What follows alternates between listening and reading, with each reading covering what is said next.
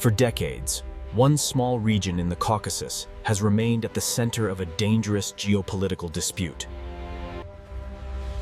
The dispute centers on Nagorno-Karabakh, a mountainous region internationally recognized as part of Azerbaijan. For many families, this land has been home for generations, making the conflict deeply personal. Armenia and Azerbaijan have fought multiple wars over this territory since the collapse of the Soviet Union. Over time, control of the region has shifted through war, ceasefires, and fragile diplomatic agreements. The question now is whether this long conflict is finally ending or entering a new phase. The origins of the Nagorno-Karabakh dispute trace back to the era of the Soviet Union. During Soviet rule, Nagorno-Karabakh was established as an autonomous region within Azerbaijan. However, the population of the region was predominantly ethnic Armenian.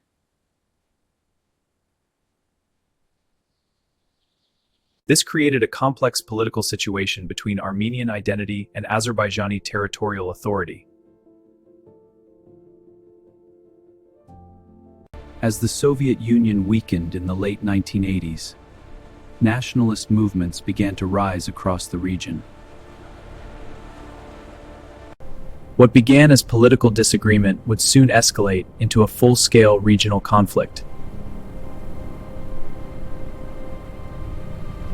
By the early 1990s, tensions in Nagorno-Karabakh had erupted into full-scale war. Newly independent Armenia and Azerbaijan fought fiercely over control of the region.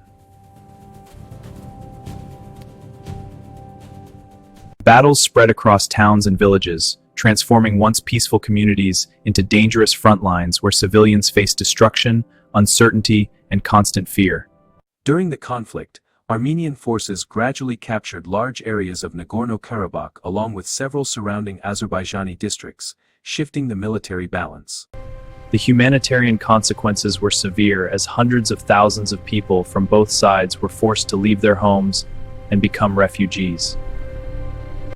In 1994, a ceasefire brokered by Russia ended the fighting, but the political status of Nagorno-Karabakh remained unresolved.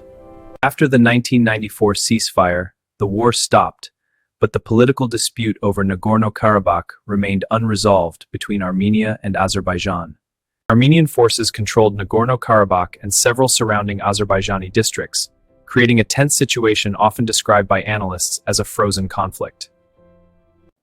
International mediators, including the OSCE Minsk Group, attempted for many years to negotiate a peaceful settlement between the two countries. Despite diplomatic efforts, tensions remained high along the front line, where occasional clashes and sniper fire continued for many years.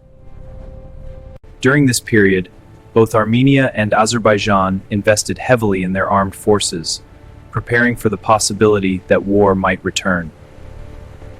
For more than 2 decades, the region remained trapped between uneasy peace and the constant risk that the conflict could erupt again.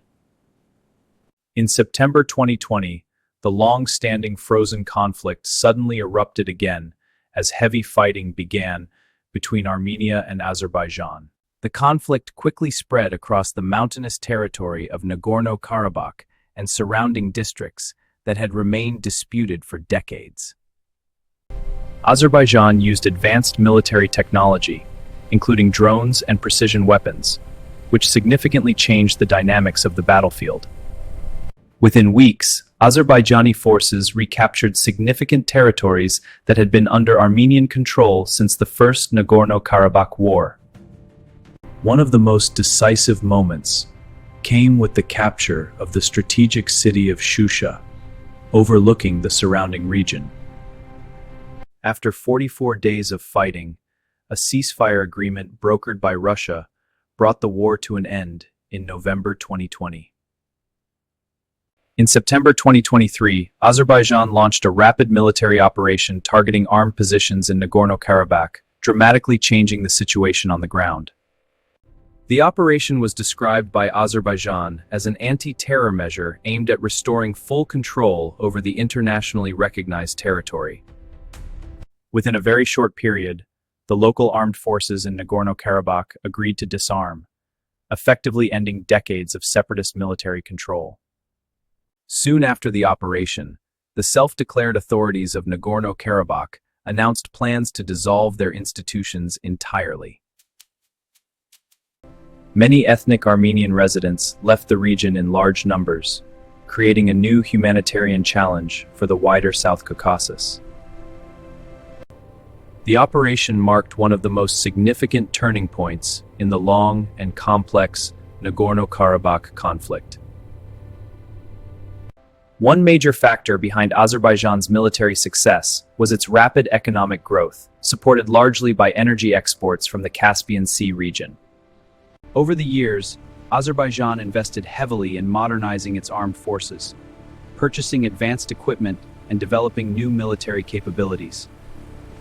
Drone technology became a decisive factor, allowing Azerbaijan to conduct precise strikes and gather battlefield intelligence more effectively. Azerbaijan also received strong political and military support from Turkey, strengthening its strategic position during the conflict. Together, advanced technology, stronger funding, and strategic alliances significantly changed the balance of power on the battlefield. These combined factors allowed Azerbaijan to regain significant territories and reshape the geopolitical situation in the South Caucasus. While Azerbaijan strengthened its position, Armenia faced growing economic and military challenges that limited its ability to maintain long-term strategic balance. Compared to Azerbaijan, Armenia has fewer economic resources and a smaller population, making sustained military competition more difficult. Over time, maintaining control over distant mountainous territories became increasingly challenging as military technology and battlefield tactics evolved. For many years, Armenia relied heavily on security cooperation with Russia as a key pillar of its national defense strategy.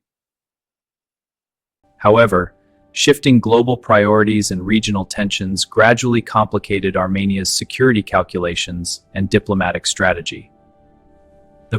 As regional power dynamics shifted, Armenia increasingly faced difficult choices about its future alliances and long-term national security strategy.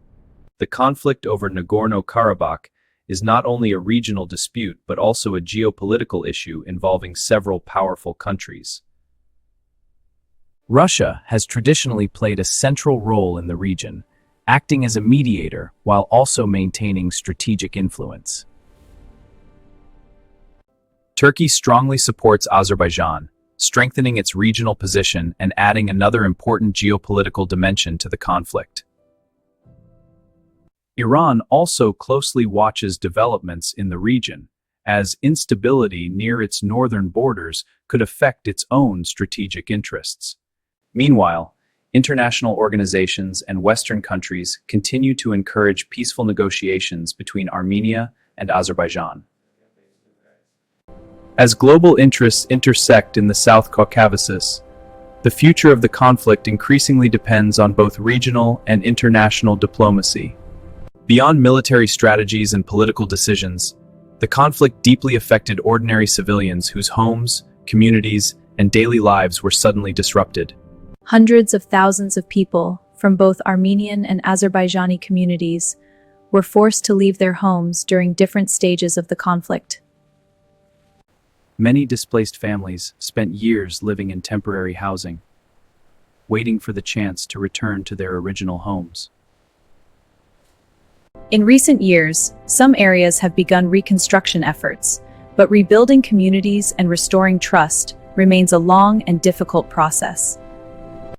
For younger generations growing up in the region, the hope for peace and stability remains an important part of their future.